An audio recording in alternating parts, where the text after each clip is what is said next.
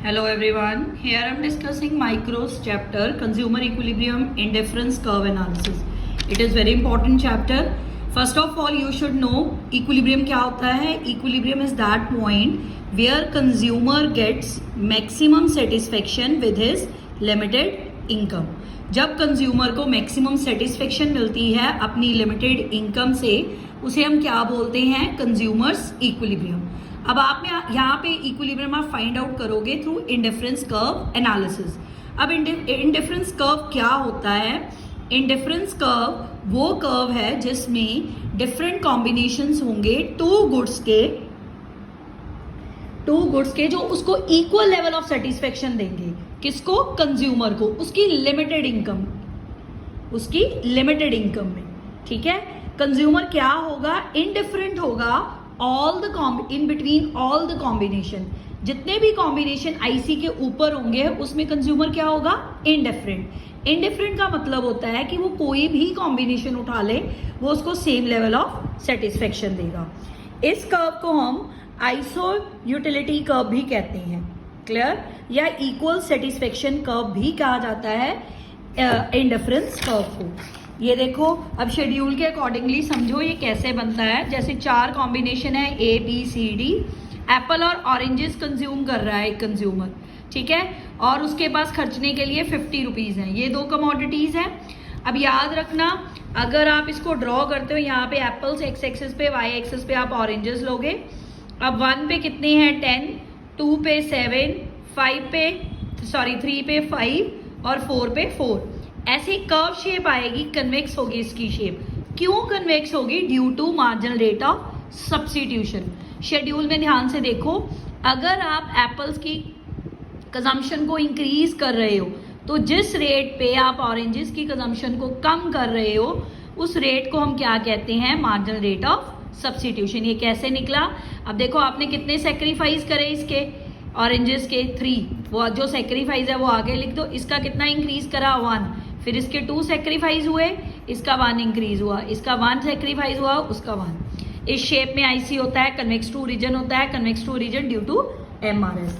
अब इसकी कुछ एग्जाम्पशंस हैं कि ये तभी एप्लीकेबल होगा. कंज्यूमर अगर 2 गुड्स कंज्यूम करेगा, कंज्यूमर रेशनल है, कंज्यूमर हमेशा ज़्यादा को प्रेफर करेगा क्योंकि जो ज़्यादा होता है वो उसको ज़्यादा यूटिलिटी देगा.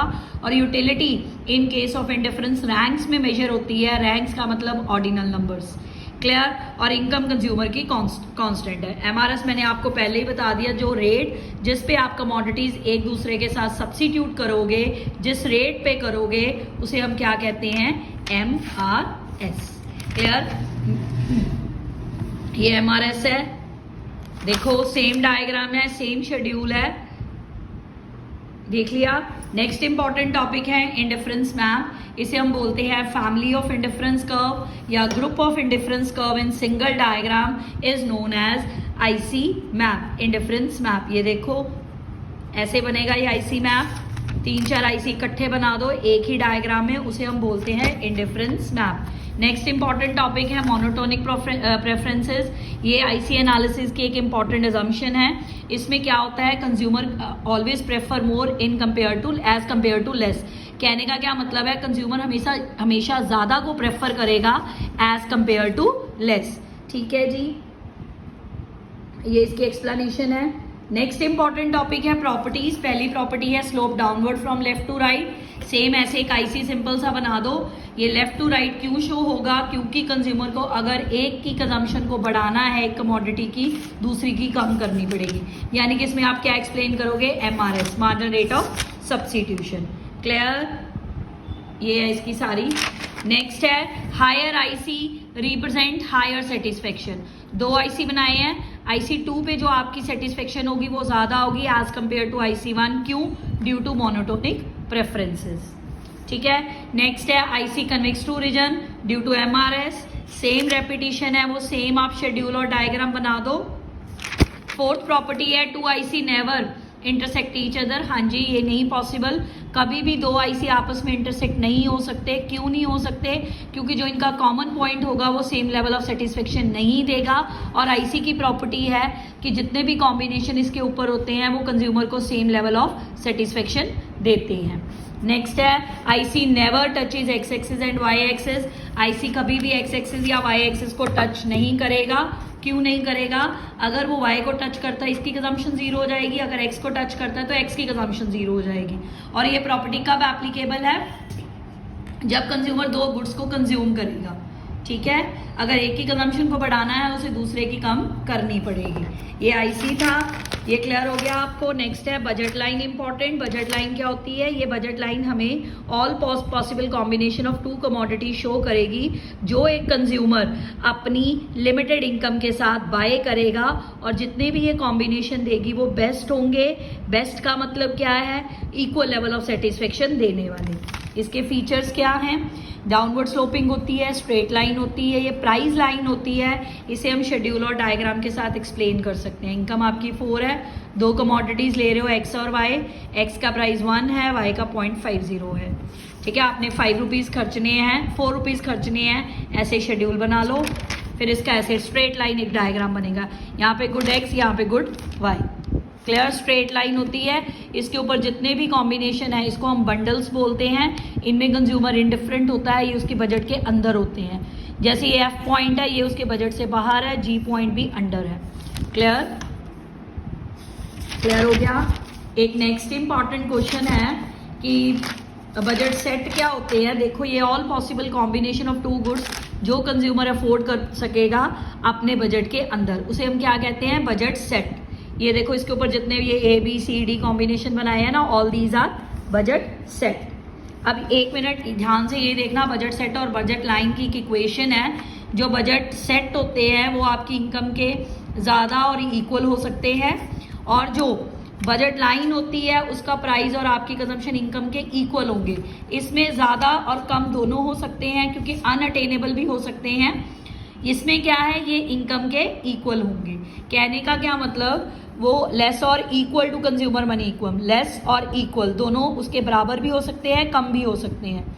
कॉम्बिनेशन के जितने भी आपने ये बजट लाइन के ऊपर कॉम्बिनेशन बनाए हैं वो आपकी इनकम के इक्वल भी हो सकते हैं और उससे कम भी हो सकते हैं। बजट लाइन क्या है? ये आपको वो सारे कॉम्बिनेशन देगी, स्ट्रेट लाइन जो देती है, जो आपकी इंटायर इनकम को यूज करके बनेंगे, वो बेस्ट कॉम्बिनेशन देगी। कहने का मतलब है अगर बजट लाइन के अंदर यहाँ पे जी पॉइंट आता है तो आप वो भी बाय कर सकते हो और ऊपर वाले भी कर सकते हो। ये बजट सेट होंगे, ठीक है। ये पॉइंट्स क्या होंगे? Budget set. जैसे ये बजट लाइन है, इसके ऊपर ए और मैंने यहाँ पे बी बनाया, यहाँ पे जी बनाया, ए बी और जी तीनों उसके अटेनेबल हैं, तभी उसे कहते हैं लेस और इक्वल टू इनकम। और बजट लाइन क्या है? इसके ऊपर वाले कॉम्बिनेशन जिसमें इंटायर इनकम को यूज किया जाता है। ये बजट सेट और बजट लाइन का डिफरेंस है, वेरी इंपॉर्टेंट। एक नेक्स्ट इंपॉर्टेंट है कि कंज्यूमर इक्विलिब्रियम में कब आएगा? Through IC. इसकी दो कंडीशंस हैं, टेंजेंट टू आईसी, टेंजेंट का मतलब है, और दूसरा है कन्वेक्स टू ओरिजिन। ये देखो ये टेंजेंट टू आईसी है, कहने का मतलब क्या है? जो स्लोप है आईसी का वो उसके बजट लाइन के इक्वल होगा, जो स्लोप है वो बजट लाइन के इक्वल होगा, पहली कंडीशन। आईसी कन्वेक्स होगा to the point of origin due to MRS. Clear? ये दो इंपॉर्टेंट कंडीशंस हैं कंज्यूमर्स इक्विलिब्रियम की। याद रखना कंज्यूमर इक्विलिब्रियम का मतलब क्या है? Consumer gets maximum satisfaction with his limited income by buying two commodities, उसे हम कंज्यूमर इक्विलिब्रियम कहते हैं। कंज्यूमर इक्विलिब्रियम की दो कंडीशंस हैं, टेंजेंट टू आईसी और IC must be convex to the point of origin. अब इसका डायग्राम देखो, ये मैंने 3 आईसी बनाए हैं इस डायग्राम में। ये एक बजट लाइन बनाई है, जो ये सेंटर वाला आईसी है it is tangent to budget line, ठीक है। ई पॉइंट ऐसा है जहां पे आपका मार्जिनल रेट ऑफ सब्स्टिट्यूशन और प्राइस ऑफ एक्स कमोडिटी और प्राइस ऑफ बाय कमोडिटी दोनों इक्वल है। यहाँ पे लेस है, यहाँ पे ग्रेटर है प्राइस, ठीक है। तो ये सी और जो डी पॉइंट है ये आपको इक्वल लेवल ऑफ सेटिस्फेक्शन नहीं दे रहे, यहाँ कंज्यूमर इक्विलिब्रियम में नहीं है। कौन से पॉइंट पे है? ई पॉइंट पे। याद रखना यहाँ पे टेंजेंट टू आईसी की कंडीशन भी सेटिस्फाइड है और कन्वेक्स टू द ओरिजिन की भी। क्लियर है? ये आपका IC consumer equilibrium through IC analysis का डायग्राम है। इसकी प्रॉपर्टीज भी याद रखना, बहुत इंपॉर्टेंट क्वेश्चन है। Properties of IC, indifference map, budget set और बजट लाइन का difference, budget line, meaning of indifference curve और consumer equilibrium through IC analysis. I repeat, जो लास्ट क्वेश्चन है consumer equilibrium through IC analysis, इसकी दो conditions हैं, tangent to IC, IC must be convex to the point of origin. इसमें आप MRS के बारे में लिख देना। सेकंड कंडीशन में ये वाला डायग्राम आपको बनाना है। इस डायग्राम में आप एक्सप्लेन करोगे ई वो पॉइंट है where both the conditions are satisfied, tangent to IC और कन्वेक्स टू ओरिजिन। इस पे इक्विलिब्रियम में आएगा कंज्यूमर, सी और डी पॉइंट में इक्विलिब्रियम में नहीं है क्योंकि both the conditions are not satisfied. This is all about the indifference curve. Thank you very